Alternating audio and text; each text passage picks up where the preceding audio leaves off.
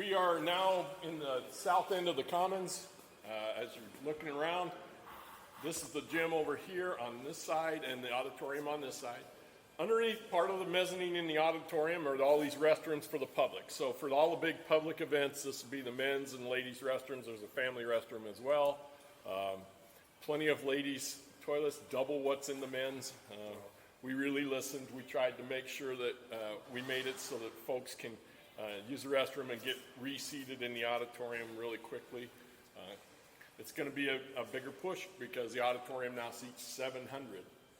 It's going to be fantastic to see that thing full of all those folks enjoying productions and concerts from our kids.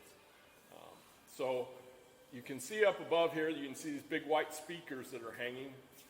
They are part of the auditorium sound system. So the auditorium will have live video and live audio available out here. Those monitors that'll hang up on this wall. So if you're had to step out for a minute, you can still hear what's happening on the stage through these speakers that put out high def sound. You can see it in high def on the monitors. There's speakers in the restrooms as well, so that even if had to go to the restroom, you can still hear the concert or the play or whatever else is on. So we're going to head into the music room.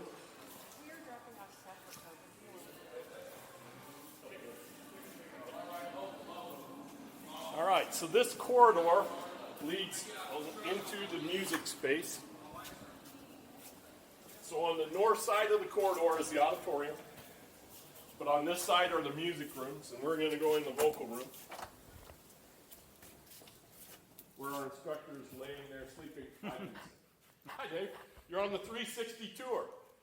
This is the new vocal room for our students. You can see it's got a lot of sound panel, and it's probably hard to tell on the video when you walked in here, but we can tell immediately the acoustics in this room are perfect.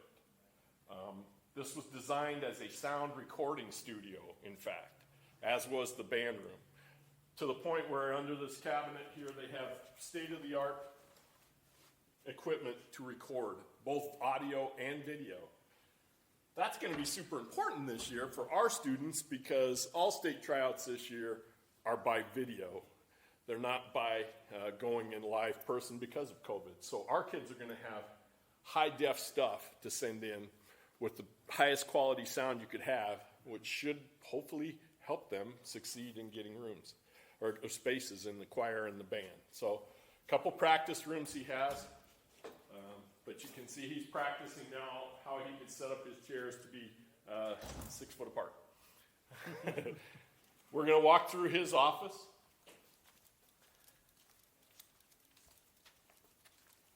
I tried to see how many I could fit in, too. How many? 95.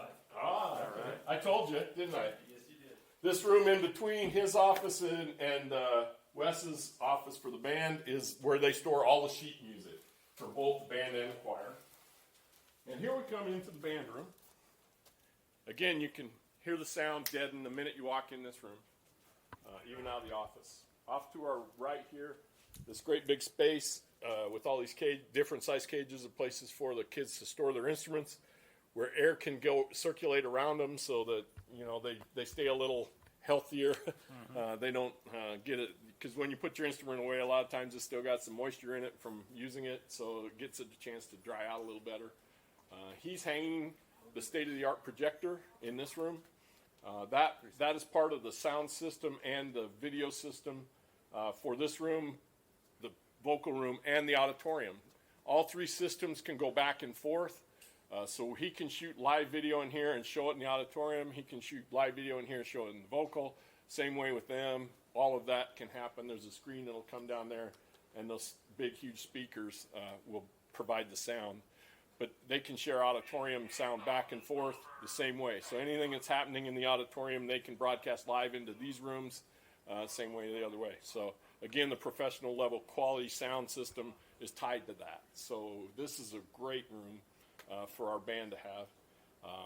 And he's so excited to start putting away things and setting it up. You can see he's got a lot of instruments to still get put away and get set around, but he's starting to get at home. So I think that's getting close. This set of doors would take you into the auditorium for our students going in and out of here this way.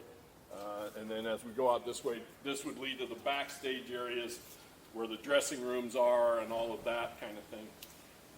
And then above this is all of the heating and cooling for the building is housed right out here. The boilers are right above that space there. And then what we have is 2 chillers that sit just outside there. The chillers create chilled water. The boilers create boiled water. That water is piped through the building into what's called air handling units here, there, and everywhere. This is the set of pipes, these 4 pipes right here. That black one is the sprinkler. That 4 white pipes are the pipes. One of them is boiler water going, boiler water coming, chiller water going, chilled water coming back. So those are then run through an air handling unit. As they get pumped through there, they go through a set of coils. The air comes across the coils and transfers the heat. So if you're trying to heat the room, the boiler water comes through the coil, the air goes through and gets warmer, transfers the heat into the air blows into the room, heats the room. If you're trying to cool the room, it goes through the chilled water comes through there, you push the air across it, the heat from the air transfers into the water, and the cooler air goes on into the room. So it's a very efficient system. It was the most efficient system we could do, short of geothermal, and one of the things we wanted was to have geothermal. We ran an alternate we were going to have for the project for that. During the design, they discovered that it was actually going to, even though the geothermal costs more money, usually it'll pay itself back because it's more efficient. It wasn't going to be in this case because the natural gas has gotten so cheap now that it was not going to offset the cost of the geothermal. So we went ahead with boilers and chillers. But if that situation ever changes, we are set up to put geothermal. Obviously, we have tons of land here that we can put the geothermal wells in. That's not a problem. But all we'd have to do then is take that well field and hook it to those 4 pipes and pipe it through. It runs, everything else is the exact same. So all we'd have to do is change the source of the water to geothermal instead of the chiller. We're back in business with geothermal. So it's the best compromise we could come up with. We put the most efficient, most expensive system in next to geothermal, but it's actually quite easy to adapt to geothermal with no change to the building at all. No one would even notice it probably. So I think this is the end of our tour. We'll come back sometime when we get the auditorium ready. We'll do a 360 tour of that, post on there, but look forward to seeing our students using this building for years and years to grow and to get educated and to go on and be successful. Really want to thank Sam Harding for leading this tour and for representing the school.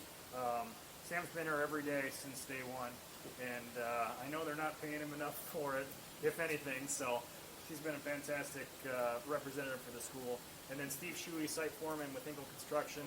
Boy, this is a huge project, and they deal with a lot more stuff than I would ever be able to wrap my mind around trying to keep everything straight. So we got a great guy in Steve to help coordinate and get all that organized. So great work, guys. Thank you both very much. Thank you, Brent. For Greene County Schools. Thank you.